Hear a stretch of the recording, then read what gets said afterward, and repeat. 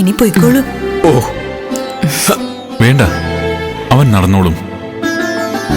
നാവിലുള്ള ദൈവനാമമാണ് ഇവനെ രക്ഷിച്ചത്. അത് കൈവിടാതിരിക്കുക. ഒരുപാട് നന്ദിയുണ്ട്.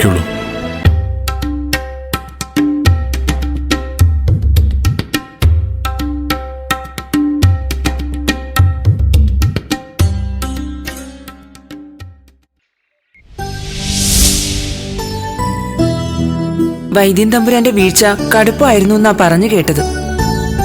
നടു തളർന്നു പോയിന്ന് ആൾക്കാർ പറഞ്ഞു. അത് ദേശമംഗലത്തമ്മയുടെ ശിക്ഷ തന്നെയാണ്.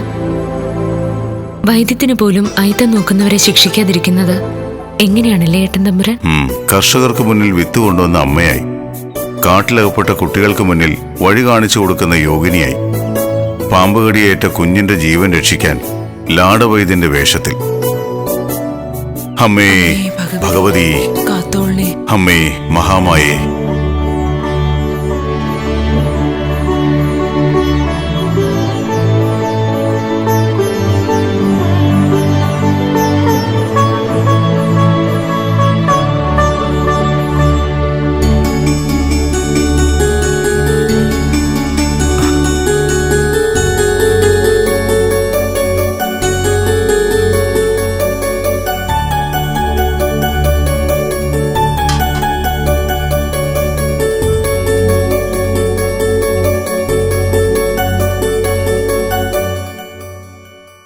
തമ്പുരാൻ, ഭഗവതിയുടെ മുഖചൈതന്യം നിത്യേന എന്നോണം കൂടിക്കൂടി വരികയാണ്.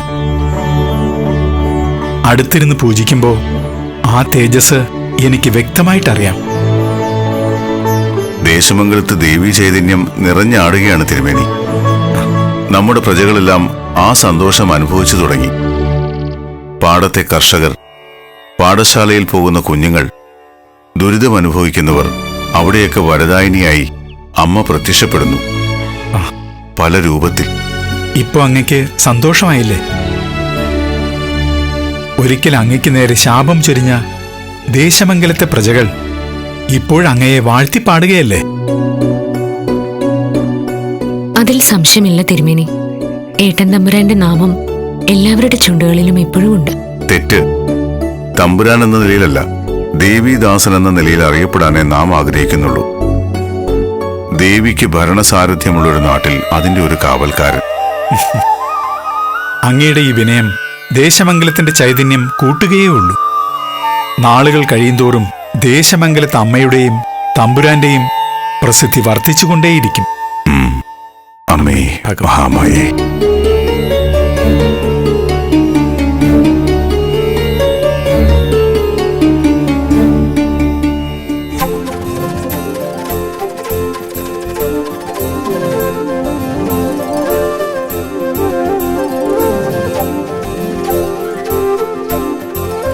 നമസ്കാരം. അല്ലയോ സന്യാസ ശ്രേഷ്ഠന്മാരെ, ആവശ്യത്തിനുള്ള ഭക്ഷണവും വെള്ളമുണ്ട്. നിങ്ങൾക്കും ഞങ്ങളുടെ കൂടെ കൂടാം. നിങ്ങളെയൊക്കെ മുമ്പ് എവിടെയോ ഞാൻ കണ്ടിട്ടുണ്ടല്ലോ. ഉണ്ട്. ദേശമംഗലത്തിന്റെ വറുതികാലത്ത് ഞങ്ങൾ നാടുവിടാൻ ഒരുങ്ങുമ്പോ ഞങ്ങൾക്ക് ഭക്ഷണവും വെള്ളവും തന്നത് അവിടുന്നാണ്. ഓ, അപ്പോ പലായനം ചെയ്തവർ മുഴുവൻ തിരിച്ചെത്തിയോ? ഇനിയും അന്യനാട്ടിൽ കഴിയുന്നത് എങ്ങനെ? ഇന്ന് ദേശമംഗലം പോലെ വേറെ ഏത് നാടിനുണ്ട് ഐശ്വര്യം? ദേശമംഗലത്തമ്മ കനിഞ്ഞു. ഇന്ന് ദേശമംഗലം സ്വർഗസമാനമാണ്. നന്നായിരിക്കട്ടെ. സമാധാനവും സന്തോഷവും ദേശമംഗലത്ത് എന്നും വിളയാടട്ടെ. കഴിക്കാനിരുന്നോളൂ. വേണ്ട, ഞങ്ങൾക്ക് ഭക്ഷണത്തിന് സമയമായില്ല. ഞങ്ങൾ ദേശമംഗലത്തമ്മയുടെ തിരുനടയിലേക്കാണ് പോകുന്നത്. ഇന്നത്തെ ഭക്ഷണം അവിടുത്തെ പ്രസാദമാകാം. ഇന്ന് ദേശമംഗലത്ത് എവിടെയും നിങ്ങൾക്ക് പോകാം. എല്ലാവരും നിങ്ങളെ ഹൃദയം നിറഞ്ഞ് സ്വീകരിക്കും. വിശിഷ്ടമായ ഭക്ഷണങ്ങളും കിട്ടും. ആയിക്കോട്ടെ, എല്ലാവർക്കും നല്ലത് വരട്ടെ.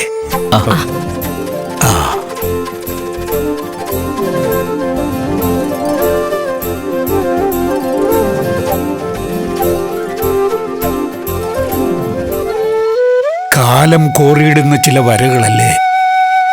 മുമ്പ് ദേശമംഗലത്തിലേക്ക് നടക്കുമ്പോൾ ഒരു ഭീതിയായിരുന്നു. ഇല്ലാതാകാൻ പോകുന്ന ഒരു നാടിനെ കാണുന്ന ഭീതി. ഇപ്പോ മറിച്ചും കാണുന്ന മുഖങ്ങളിലെല്ലാം സന്തോഷം, വയലേലകളിൽ പോലും പ്രകടമാകുന്ന ഐശ്വര്യം, എല്ലാം ദേശമംഗലത്തമ്മയുടെ ഐശ്വര്യം.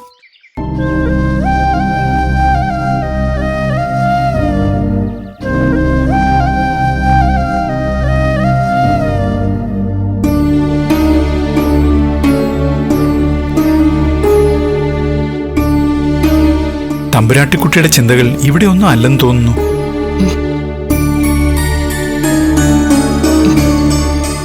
അല്ല, കരയുന്നുണ്ടല്ലോ. ഒന്നുമില്ല തിരുമേനി, ഏതോ ഒരു ആലോചനയിൽ അങ്ങനെ അങ്ങ് നിന്ന് പോയി. ദേശമംഗലത്ത് അമ്മയുടെ അനുഗ്രഹം ഈ നാട്ടിൽ ഇനി ഏറ്റവും കൂടുതൽ ഉണ്ടാവുക അവിടത്തേക്ക് തന്നെയാവും. പക്ഷെ ഒരു ദുഃഖഭാരം അവിടുത്തെ മനസ്സിലുണ്ട്. അതിന്റെ കാരണവും എനിക്കറിയാം. പുറപ്പെട്ടു പോയ ഒരാളെക്കുറിച്ചുള്ള ചിന്ത. അതെ തിരുമേനി, തെറ്റുകാരനെന്ന് മുദ്ര കുത്താൻ വയ്യ. പെട്ടെന്നുള്ള അപ്രത്യക്ഷമാകലിനെ കുറിച്ച് ന്യായങ്ങളുമില്ല. മനസ്സാകെ കലങ്ങി മറിഞ്ഞിരിക്കുകയാണ്. ഉത്തരം വേണമെന്ന് അമ്മയോട് തന്നെ ആവശ്യപ്പെട്ടോളൂ. പഞ്ചമി തമ്പുരാട്ടിയോളം അതിന് സാധിക്കുക മറ്റാർക്കാണ്?